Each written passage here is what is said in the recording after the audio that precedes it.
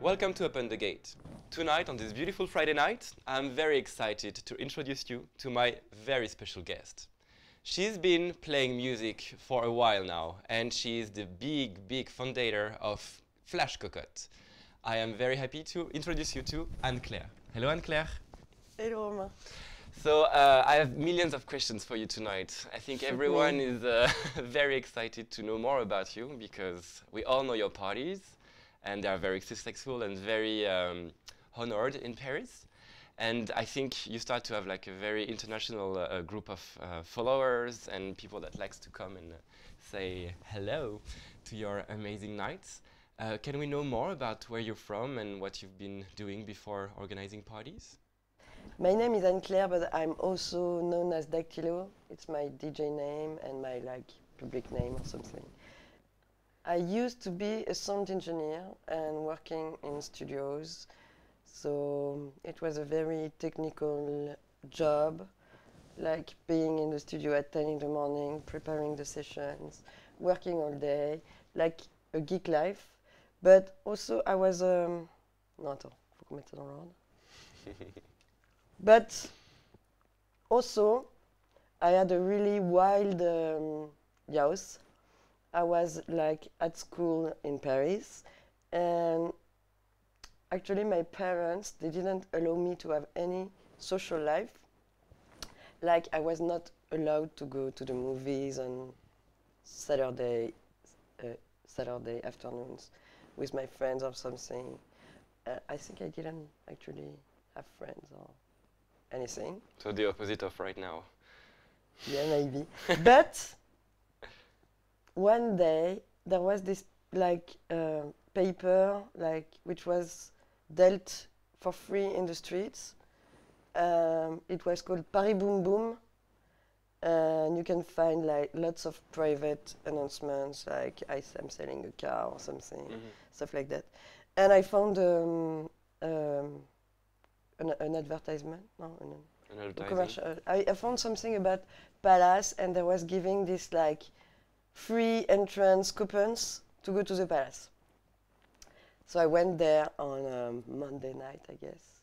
So yeah, my parents were sleeping at night, and I was sneaking out of the apartment. I had a pretty good routine with this. I was waiting for them to go sleep, like at midnight or 1 in the morning, and I was sneaking out with. I had my outfit ready on the comment on dit palier? On the floor. Yeah, I had my outfit ready on the floor. I was leaving the flat in my pajamas and like changing up on the floor and everything.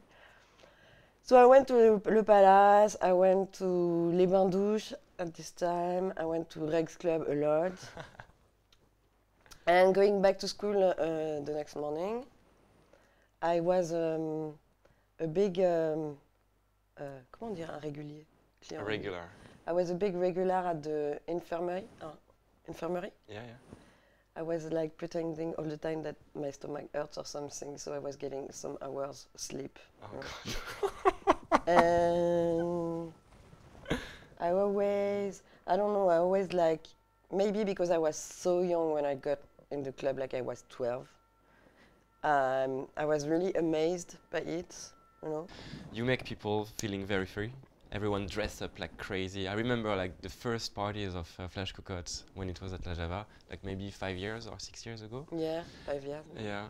And like we knew that we could really like just dress up the way we wanted because no one would tell us like, oh no, not with those shoes or not with this hair. That we really like the more, the merrier. And that was something that we could feel free about. And that was actually the only party where you could be yourself. It's something that we are really pleased with. That's true, that in our parties it's a free space for everybody to dress up as they want. For you, it's interesting because you said the more the merrier. And maybe that's my touch. That's what I was thinking.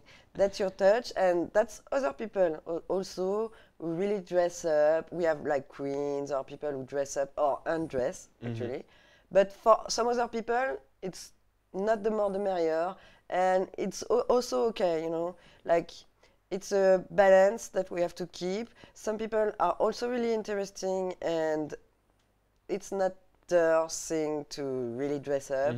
Some people really do, and I think it's the look and the dress up is really interesting because for me it's really democratic.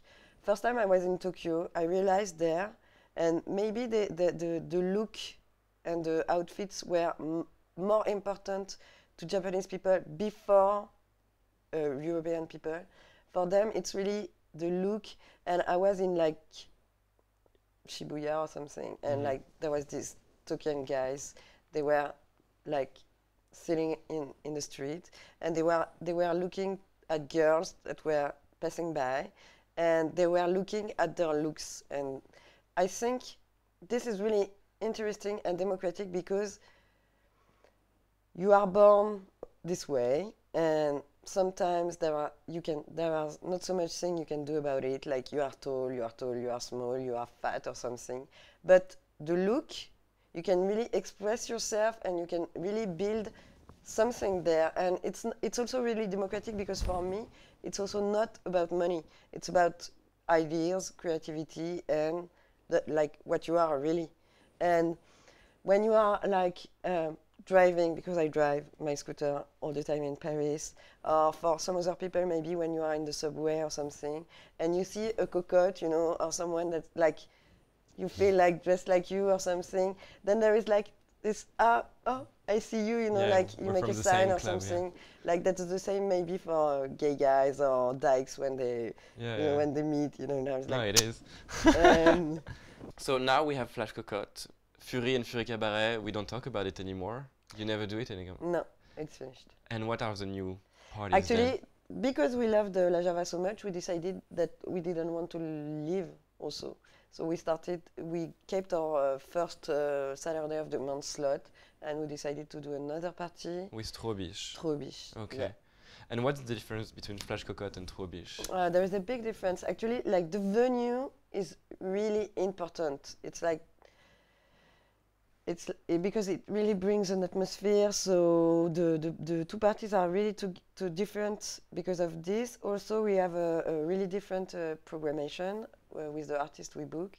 In Trobiche, we always book live acts, and we are really keen to program queer artists. That's it.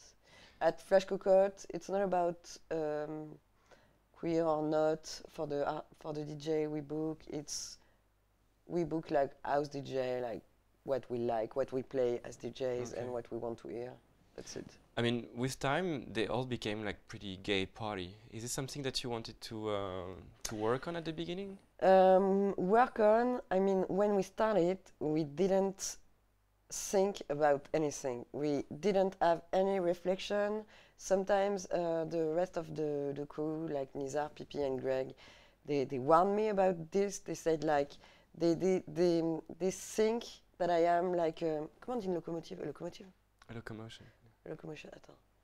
Ah oui. They say about me that I'm a locomotion, driving really fast, but doesn't know where it drives. And when we started the party, we didn't think about what we wanted to do. We didn't think about what it's gonna like move to be or something. We only like did party, invite our friends, invite our DJ friends to play, and like their friends came and everything. Lots of people that always come to Flash Cocotte, maybe the youngest one, obviously, that are really broke, you know, they don't have any money. And we have also like famous or like rich people that come, like Pascal Nègre.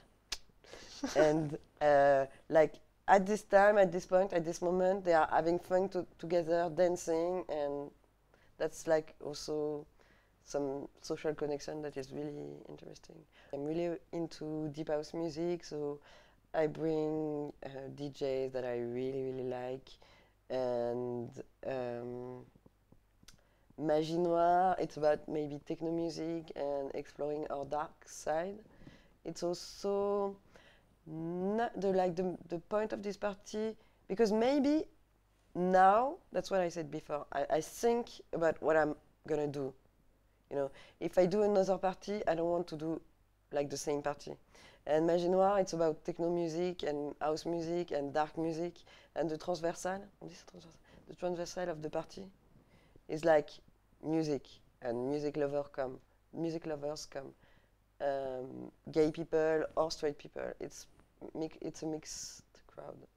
Okay. Very good. Thank you, Anne-Claire, for coming, and good luck, and please keep on doing amazing party. Bye.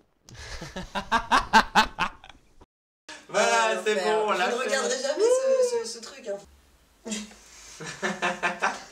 Je peux dire que j'ai 2 secondes là. Voilà. Non mais c'est vrai, il y a des coiffeurs partout à Londres. Ouais, enfin bon, bref, on a compris de toute façon ce que je voulais dire, t'as tout.